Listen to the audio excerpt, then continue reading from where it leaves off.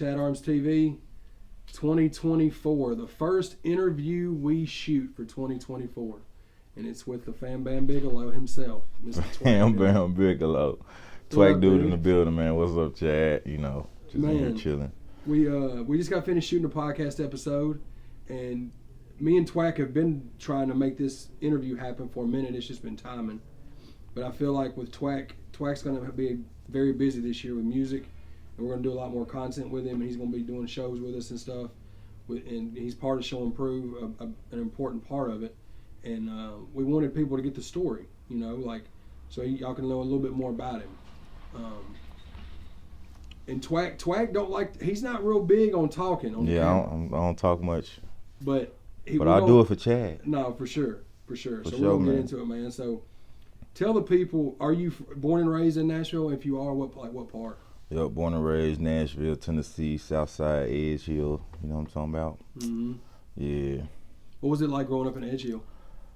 Oh shit, can't even lie. It was cool. You feel me? You know, growing up in the projects, it's always something to do.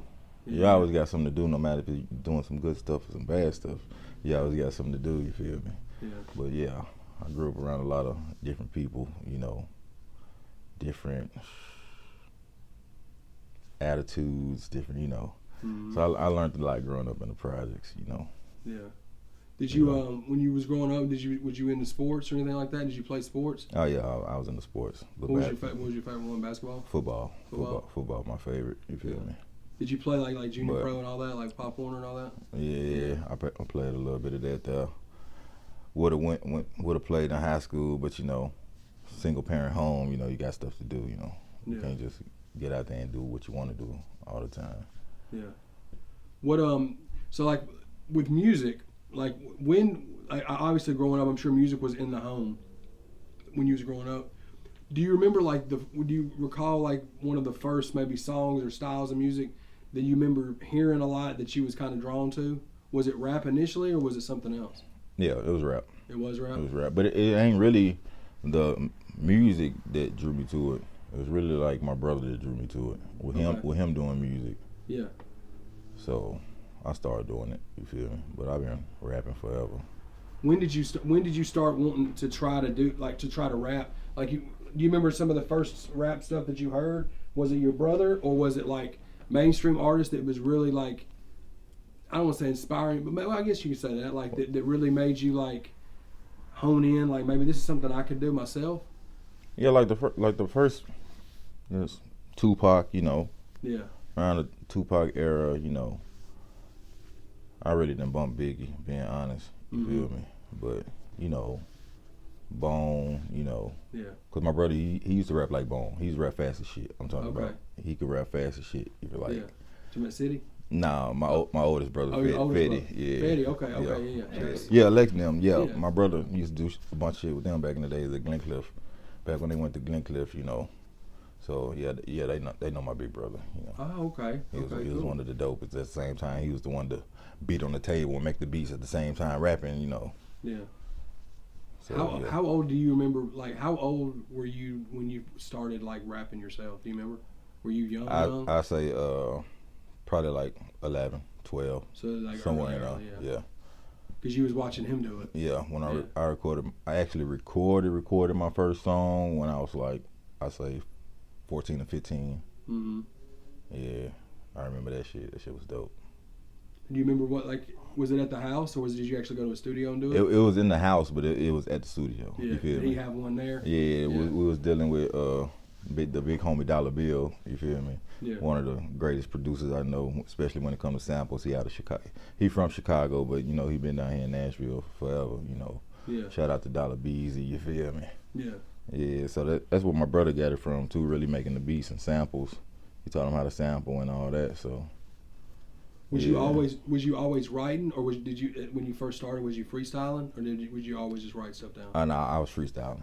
When I say freestyling, I was freestyling. Yeah. That's when I had good memory. Back in the days, I had good memory. Like, I can come off the dome and rap about everything in this room back in the days, and it's gonna all go together, you feel me, and come out proper. Nowadays, I can still do it, but I don't do it much. Once I got into writing, I just got to jotting stuff down. Yeah. So you talked about like when we first started. You was talking about fatherhood. How old were you when you became a father?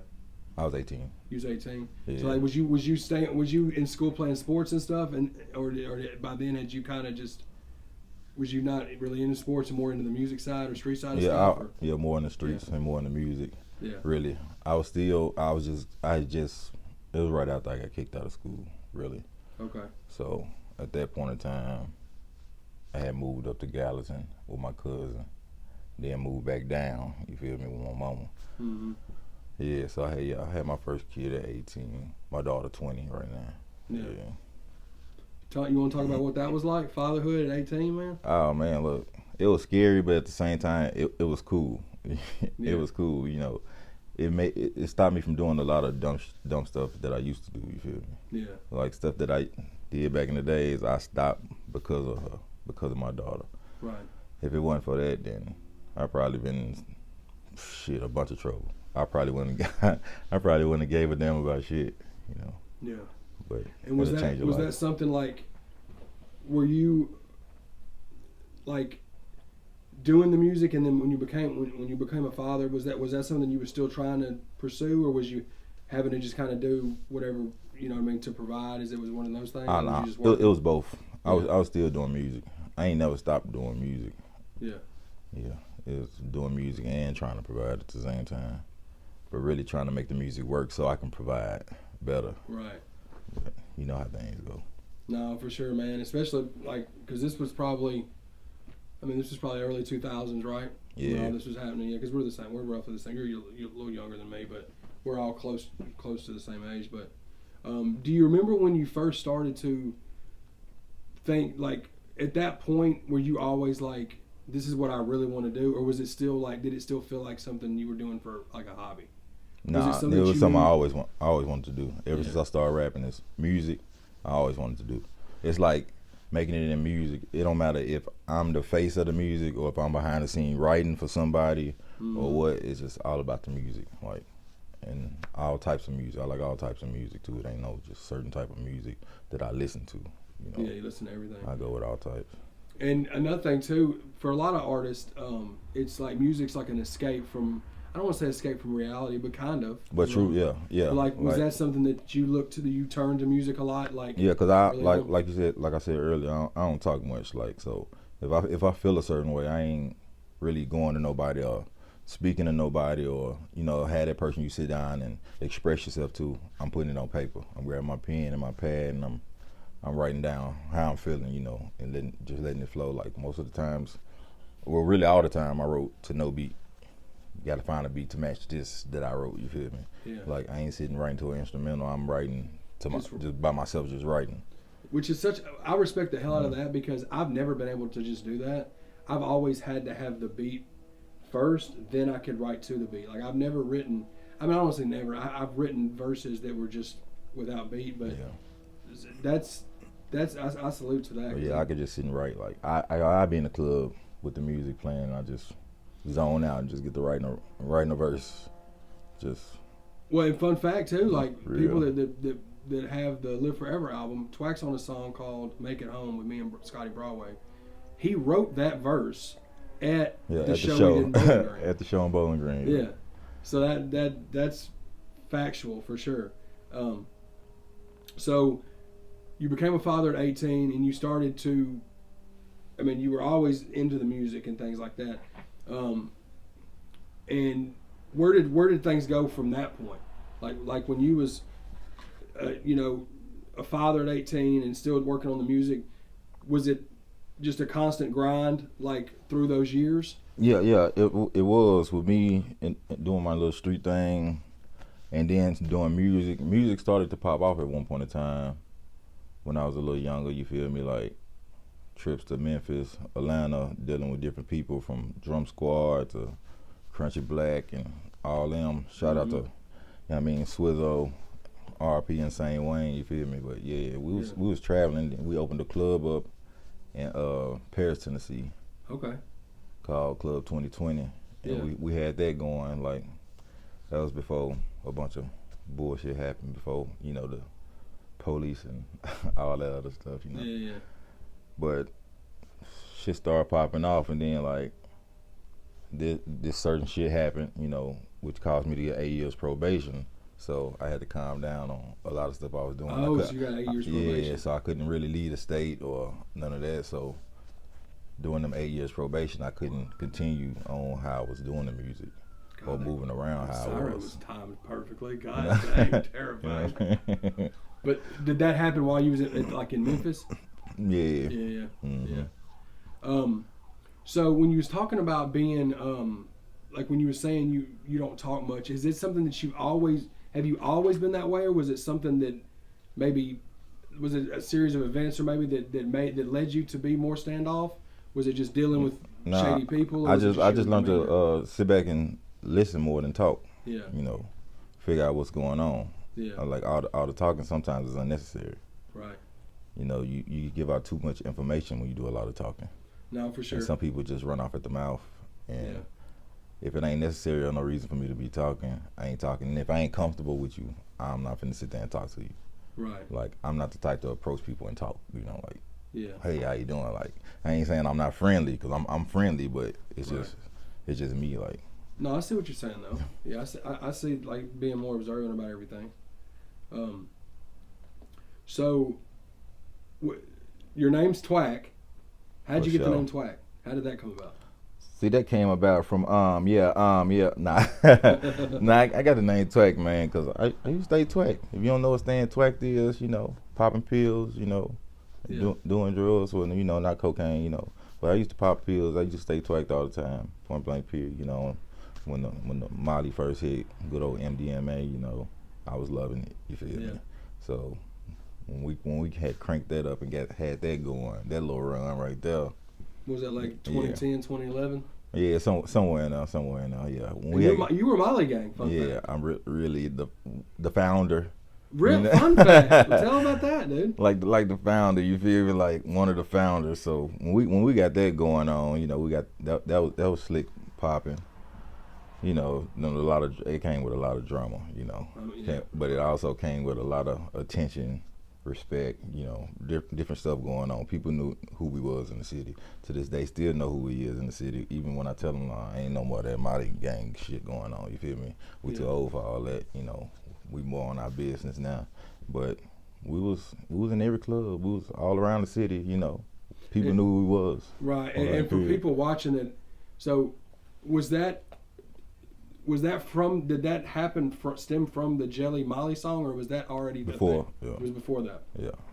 And then that was basically just something Jelly did, like an anthem for you guys, basically. Yeah. Okay. Yeah.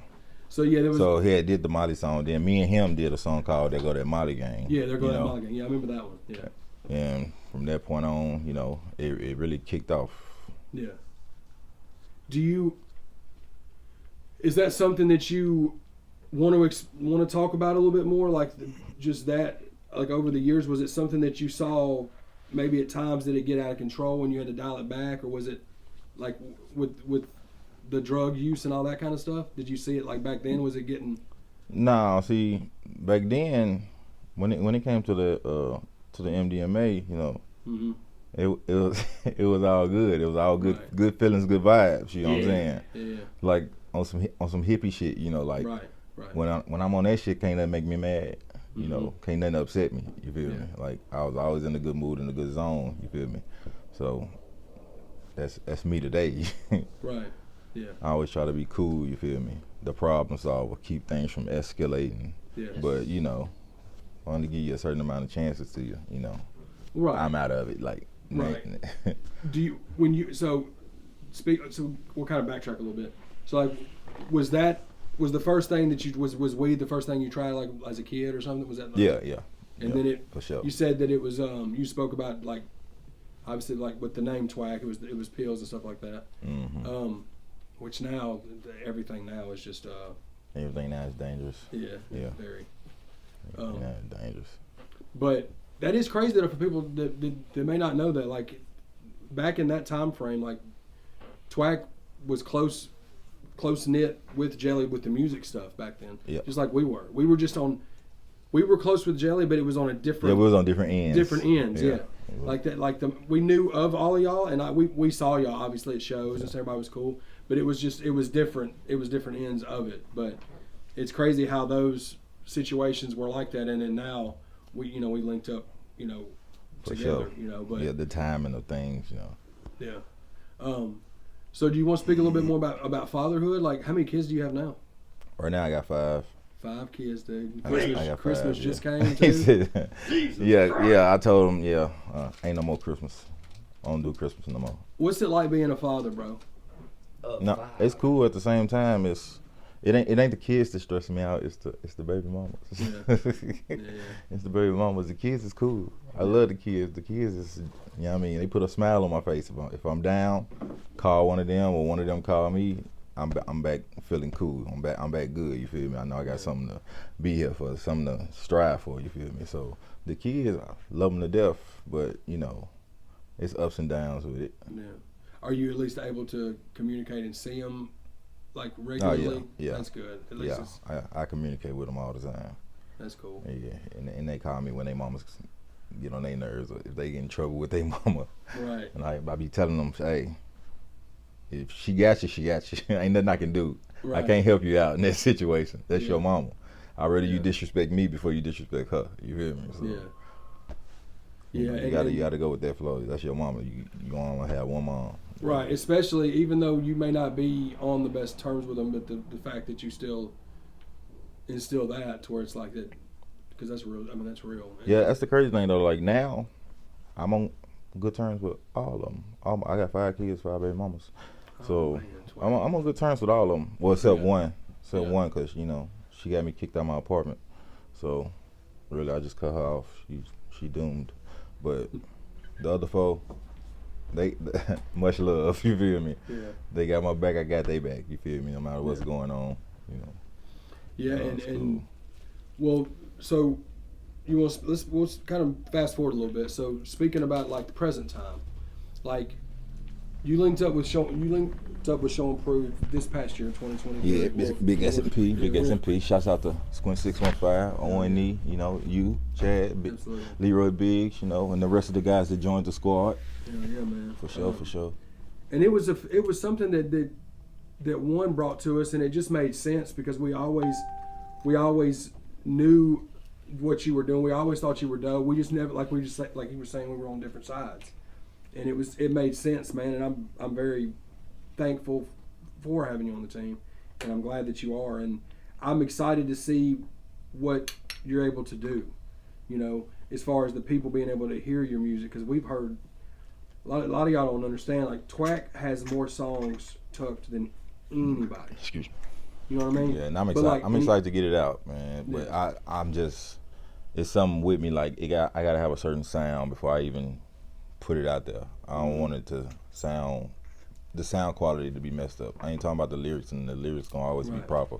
It's the sound quality with me. That's why most of the music I got, I haven't put out yet. Yeah. And you got that. That's the plan. Like currently, 2024. Obviously you dropped Full of Something, the album. Yeah. You dropped that in 2022, 2022, right? December. Yeah. December 9th, I think. 2022. Yeah, and it's available on all streaming platforms. If y'all have seen some live performances of us or footage, Twack's performing some of those tracks, like Full of Something, the title tracks, is really dope. I know Tropicana is one of my favorite ones on that project too. Yeah, so it's been a year since I dropped the project, but it's one coming soon. One coming soon. And obviously Twack was featured on One's Return EP, Little Bitty Bitch, which is a lot of people love that track. For sure, that track. dope EP, EP by One. Yeah, and he was featured on Live Forever. Like I said, we spoke earlier. Yep. Dope album right there. And we've got, we've got a lot that we're planning on rolling out this year, and you're going to be a big part of that, obviously. But I just wanted the people to get a look, into your life. Even though it makes just the cliff notes, but I just want people to kind of see who you are, where you came from, growing up, and your love for music. For sure. Like as I drop the music, as y'all listen, it'll give y'all more of a perspective of where I'm coming from, what I done been through, life I done lived. Cause I talk about it. I ain't just some of the shit. Don't believe it. but right. I'm just, you know, it rhymes. Right. But at the same time, yeah, I talk about it, you know. I done been through a lot of shit, a lot of different shit people wouldn't believe, or some shit a lot of motherfuckers ain't went through in their life. Like some crazy shit, like right. for real. Just happy to survive through it. That's it, you know, from, you know, going to jail and not doing no jail time, ended up with 8 years probation, to being shot, to this and that, all types of stuff. Like being shot, bro. Yeah. What you want? Shot him. It wasn't Squints. Yeah, it's all cool. It's all good. Yeah. Tell us about that. Yeah, really that situation. Yeah, go club night. You know, leaving the club one night. You know, I parked far away from the club. You know, usually park close, but I parked far away from the club. And back then, I had a good little piece of change. A good little piece of change. So really, it was that was better off hopping out robbing me. I had probably at least $4-5 on me at the time. Me and my brother and my homie walking, but we all a distance between each other, like at least 30 feet between each other. To your car? Yeah. Okay. So like, the club was on 2nd Avenue. I parked on 3rd and Church Street. You feel me? In the garage. So leaving the club, walking up, you know, next thing you know, I turn around, see a Taurus, and I ain't paying it no mind. I'm lit. I'm twacked out my mind. You feel me? That's back when they was calling me Molly. So I'm twacked out my mind. So I think that's the only thing that kept me going, my adrenaline pumping. You feel me? But all I heard was shots. They emptied the clip at me. For what reason? I don't know. I can't tell you. I still don't know who it was to this day. You feel me? But after I heard the first shot, me being the track star that I am, I could run. Got the cut. Got the going. You feel me? Yeah. So when I realized I didn't realize I was hit till I got down the street, closer to the club, you know, because we was running back to the club, you feel me? So once I got there, I realized I was hit, but at the same time, like, if it wasn't for me running and the speed, then I probably would have been hit more. I realized it's the first shot that hit me. The rest of the shots missed, for the simple fact, while I was walking, I got hit on my right side. The car pulled up on my right side. I got hit on my right side. Like in your leg or something? Yeah, it came through and came out the other side. Oh, so but you were still taking off even though you got shot in the ankle? Yeah. I was walking, so I know it's the first shot that hit me because it hit me on my right side. If it was any other shot that hit me, it would have hit me on my left because I turned around to run. Yeah. But besides that, and it wasn't like they tried to rob you, like they just. No, that's what I'm saying. Like what I told my mama. See, my mama beat me. Probably could have been that behind a female or anything, because you know me, I ain't the shit starter, but you know, like you said, we was Molly gang. You feel me? Point blank period. If something popped off, we ain't got to start it, but we sure was gonna finish it. You feel me? Yeah. Like that's just how shit went. You feel me? Yeah. But my mama beat me to the hospital. She beat the ambulance to the hospital. Somebody ended up calling my mama and telling her that I got shot. She ended up beating me to the hospital, point blank period. So I ain't thinking about nothing but grab my pants. So that's all I tell my mama, grab my pants. Yeah. Don't let nobody touch my pants, grab my pants. Yeah. Like, I'm in this damn gown, just keep my pants with you, because that's what I got. All my shit from ID to money to whatever else I had on me, grab my pants. That was the treasure chest. Yes. Yeah. That's crazy, bro. I didn't even know that, man. But that's wild. And when was that? Like, what was it, like 2010, 2011? Nah, I say that was around, 2015. Oh, okay. Damn. Probably around 2015. Downtown, too. Yeah. That's wild. Yeah, that was a bold move, yeah. Yeah. That was a bold move, but. And the other guys that was with you, none of them got hit either? Nah. Like I said, we was like 30 feet apart. Like, my brother Trail was in front of me, like 30 feet. My homie Gunny, he locked up right now. He was behind me, probably the same distance, you feel me? So we was walking to my car, you feel me? And they just pull up. That's wild, man. Shooting, but you know, good thing it was just a blessing that I got hit below the waist instead of anywhere else, you know. Yeah, and you was able to know enough to run. Right, especially with my adrenaline pumping. Yeah, you know what I mean, good old club night, drunk. You know, I was mad they messed my Jordans and stuff up though. Yeah, that's what I was mainly. That's what I'm mainly pissed about. My Jordan 5s, red, black, and white ones, man. Damn it, Twack. Had blood all in them damn things. I still wore them the day after that. It's like bad, yeah. But yeah, that's crazy. And that's what got me back up on my feet quick too. Drugs. Yeah. popping pills. You feel me? I'd be outside on crutches. You was talking about drugs and stuff, and you was talking about like wanting to be able to kick them. Yeah. But like the withdrawals being bad from them. Is that something? Is that something that you want to talk about? Yeah, I can talk about that. Like the thing is, like, they say it's hard to stop doing drugs. It's not hard to stop doing them. The reason people will continue to do them is to not go through the withdrawals. Mm-hmm. Like, you'll think you sick. You'll think you got the flu. Like, with me going through a week and a half without doing no drugs, trying not to do drugs, and I start feeling sick, body hurting, feel like I got the flu, going to the hospital, but don't want to wait at the hospital because the wait's so long, so I go back home, and I realize that I'm not sick. I ain't got the flu, you feel me? Yeah. It's just because I ain't did no drugs. Yeah. So I pop a pill, and I'm feeling A-okay. Yeah. The shit is crazy, like, for real, like, to understand withdrawals, that shit is wild. Like, it's way wild. Like, I ain't understand it until I went through it, you feel me? Like, yeah. It's wild. Like, when you watch it on movies and stuff of people being sick or dying, going through withdrawals and all that, you be like, nah. But yeah, that shit for real. Yeah, like, man.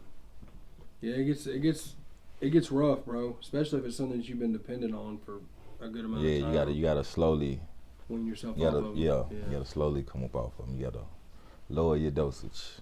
Especially now, man. Like, see Squint scratching over there? No. Especially now, since it's so hard to. It's so scary. Yeah, you can't trust stuff now. So in general, like now everything is, it's crazy. But yeah, I'm slowly calming down, getting it together though. You know. Yeah, that's good though, man.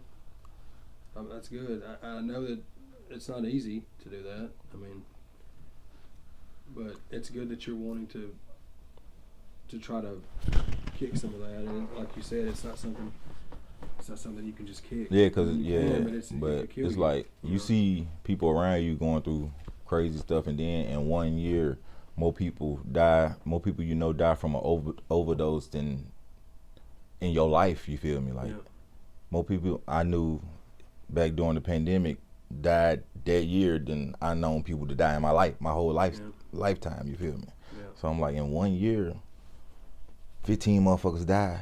Yeah. You feel me? From overdose that you close to, you feel me? Like, and you get to think about stuff like that, then constantly, you know, hear my mom and my sister, stop doing this or stop doing that. But I understand where they're coming from, but at the same time, I know my dosage. I know what my body can handle. I'm not gonna overdo it. If I do it what I'm doing and I don't feel it, I'm not gonna keep doing it. Yeah. I'm gonna be like, hey, if it didn't kick in, it didn't kick in. You feel me? Point blank period, is that on that. I'm not gonna overdo it. That's one thing I learned too. Like, a lot of people overdose because they overdo it. Some people overdose because they got bad product from somebody that was out there bullshitting, selling bad product. You feel me? Like, that's what I don't like, the people out there selling the bullshit when they know what they got. You know, two people just died from the shit you selling, but you still out there selling it to people. Yeah. Obviously, you don't care. You like, that's the shit I don't like. That shit. That shit is wild. No, man. And that's devastating. Bro. You know what I mean? To lose people close to you because somebody else want $1 or $2. Yeah. You know? And that's all it is. At the end of the day, it's just what it's about. Come on, Kelsey. Yeah, it'd be wild. Hell yeah, man. Well, dude, I appreciate you sitting down with us, man. I know the people that know of you through what you've been through on the podcast with us and music and just content in general. But I hope that people get a better understanding of you and kind of get a little bit more of a background from you. Yeah, for sure. Yeah, fit. Like, that's another thing too. The podcast, the whole squad, Big S&P. Mm-hmm. Thankful for them. You feel me? Mm-hmm. Like, it's like adding on to the family, adding on to my family, people I could look to for help. You know what I mean? Yep. Now I ain't gotta. Even though I can still feel a certain way and write about it, I ain't gotta write it down. I can talk to my brothers now. You feel me? Like, for sure, bro. So that's the thing I appreciate with that. Plus the squad, ridiculous. So yeah, I just know we got a lot of stuff coming. 2024 on up. You know, just gonna be a big run. For sure, man. Big run. I love you, Bubba, and I'm glad you're part of the squad, man. And I'm proud of you, and I'm here for you. For sure. Much love. We're gonna make it happen, man. Y'all go stream Twack's music. He got new music on the way. ChadArmesTV, Big S&P. I got some shit to say to the podcast. For sure.